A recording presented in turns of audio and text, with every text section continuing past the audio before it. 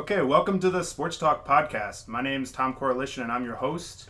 Today I'm with Boston University's PA announcer and the editor and host of the Unbreakable blog and podcast, my good friend Connor Lenahan. How you doing, Tom? Doing great, Connor. How are you? Very good. Today we're going to preview the 2015-2016 season for BU men's basketball. So what's been going on with expectation-wise? What are people projecting this year? Well, hopefully, there's the internal optimism that I think every team has when it comes to BU men's basketball, where, and frankly, every team in college basketball, for that matter, where we all like to believe in a little bit that we're going to win the national championship. But for BU men's basketball, especially this year, I think what the goal is on the whole is that they're in an interesting place because they didn't lose anybody off the team from last year. So they kind of had in their second season in the Patriot League last year, they didn't do as well. I think the record was around 13-17 or something like that. It did not go as we had wanted to, but we made some great strides in terms of picking up defense and finding some offensive weapons, and players like Jetty Mosley and Cedric Hankerson finding their own. So this year I think is going to be about improving upon if you look at that as a 101 class of the new Boston University, this would be moving up to 201. So it's basically going to be trying to get back to that 2013-2014 season form where they ended up leading the Patriot League wins and had around 24 for the season. Veteran presence goes a long way in college basketball. Exactly. The fact that they're going to roll out 5 people that have started before, especially in the Patriot League with a lot of overturn this year, that's going to be really valuable for them. Now, who are some teams to look out for in the Patriot League? I mean, obviously you have teams that are consistently good, Bucknell, Absolutely. Lehigh. I'm actually, probably of all teams, I'm most interested by Bucknell this year because Bucknell for the last couple of years has been defined by Dave Paulson's kind of play. That very, methodical with the ball, very well coached, very scrappy, but also they have people like Chris Haas who are incredibly hard to cover, where, BU may not have been, the most lockdown defensive team in the country last year, but even then, I think anybody would have a hard time covering that kid. He can just make it from anywhere he wants on the court. But Paulson got hired by George Mason. So Bucknell has a brand new coach, so we don't really know what to expect from them. But from the returning talent level they have, with people like Nana Fowland and Haas, that's going to be really good. I think Holy Cross could be good. They have lost probably their 2 best players over the last 2 years to graduation, and Malachi and Dave Dzinski. That has hurt them a little bit. But on the whole, those 2 I think are going to be really good. Lafayette, I think, graduated a bunch of their players. So I think they'll take some time, kind of similar to what BU went through last year, to just kind of get back on the same page with everybody. Lehigh, I think, is probably going to be, because they had the Patriot League Player of the Year in Tim Kempson last year. If I was going to pick anybody right now, other than a homer pick of BU, Lehigh would probably be the one I'm picking to be the leader of the league this year. So as you said earlier, there's no departing players from last year's team. Correct. What's going to happen this term in terms of new faces? What should we expect to see on the court this year? The good news is that we have, I think, 3 kids coming in this year that look to be very, very helpful for what the team has needed. To contribute right away? Exactly. So the team has 3 kids. I think Kyle Ferguson, Brandon Johnson, and Kamali Chambers. All 3 are guards. Ferguson was picked up because he's a really good outside shooter, and John Papali is going to be graduating after this year. Actually, John Papali did graduate. He's a 4th-year grad student. So Ferguson's going to play a good 2-guard role. Brandon Johnson, I've heard a lot of great things coming out of the early practices. He's about 6'4", 6'5", apparently very mobile, looks confident with the ball in his hands. So he could be kind of one of those. I think he was a late addition to the roster, but Johnson's a guy they're really high on from what I'm hearing, both through the guys and through the athletic department. And Chambers looks to be he's just going to be another added piece of depth that's going to be really valuable. He's a really solid player, a bit on the shorter side, but as we've seen with really effective contributors like Maurice Watson Jr. or Cam Curry, that's never stopped them in the past. So they didn't get a lot of help in the front court. It's still going to be Blaze and Park Orba. It's still going to be Justin Alston. It's still going to be Nate Dudney.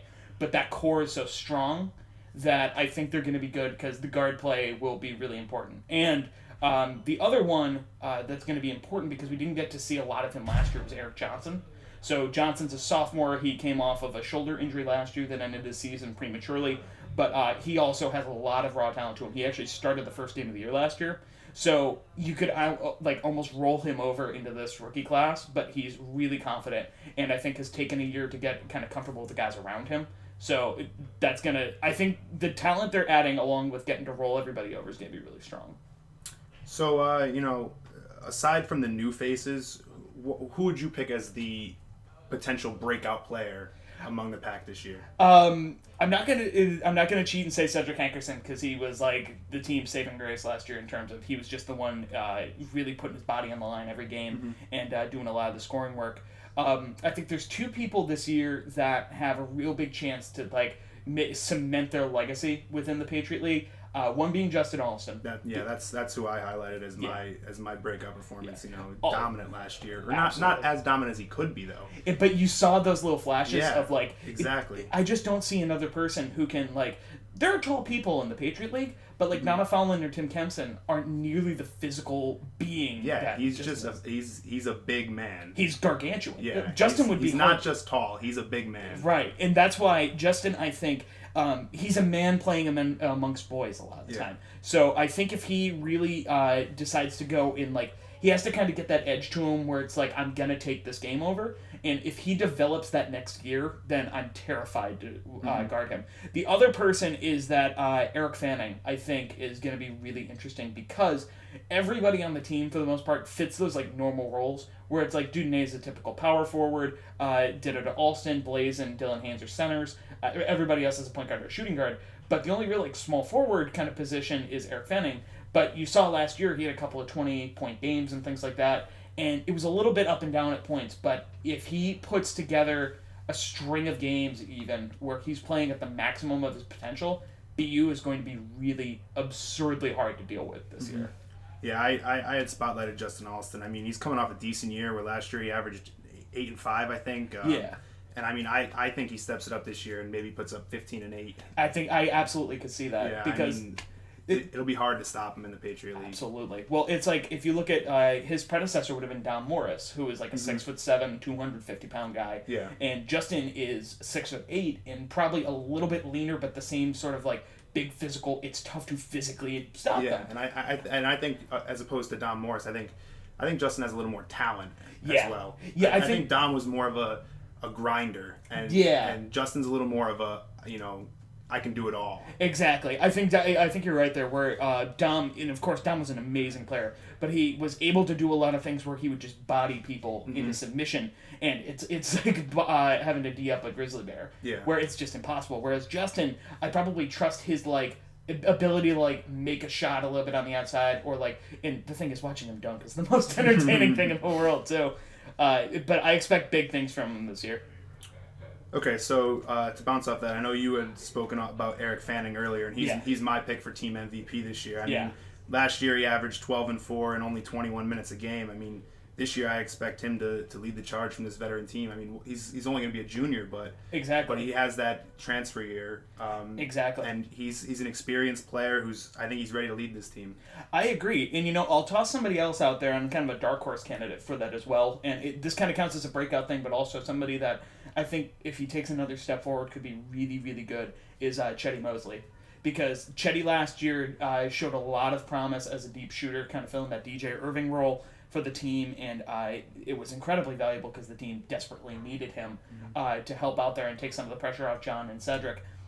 But Chetty, he showed more and more confidence as the season went on. So I think that if he was to, similar to everybody else, just kind of put it all together, he's a ferocious athletic talent to the point that I think he's going to be really solid on the defensive end of the court, and that he can just shoot the lights out of the gym if he gets hot. So I think feeding him, he's also going to be one of those guys who could be very important for the offense this year. Because I think one thing that's going to be the MVP of the team is going to be if there's no clear-cut MVP. Well, that seems like a good time to end it. Connor, thanks for joining us. It's been a pleasure. Thanks, everyone, for listening. This has been the Sports Talk Podcast. Hope you tune in next time.